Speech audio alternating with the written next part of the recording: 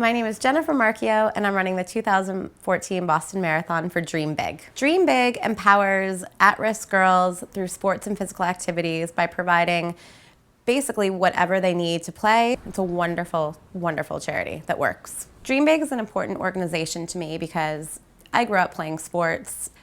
For me, I think that sports, movement, physical activity, dance, yoga, anything just empowers a girl.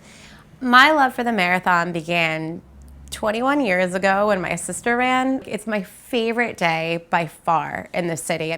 There was just a wall of people, and my very first thought was, I've watched this, for 15 years, and there's never been a backup of people. All of a sudden, I just heard someone say, there's been a bomb threat.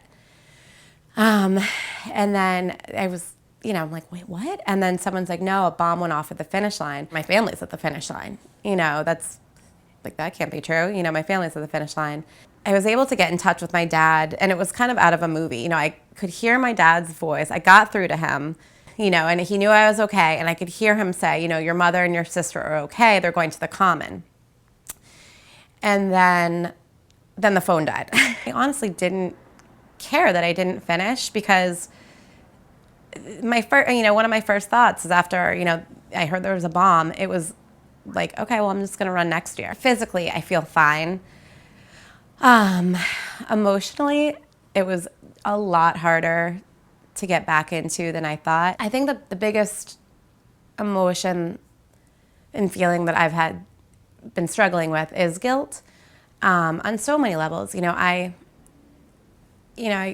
told people, until I took my final running steps that day, it was by far the greatest day of my life. But there's that sense that, like, God, people lost lives, people lost limbs, and I put my family there. My family was at the finish line. I'm definitely taking this marathon season day by day. They talk about the brothers, the bombers and everything.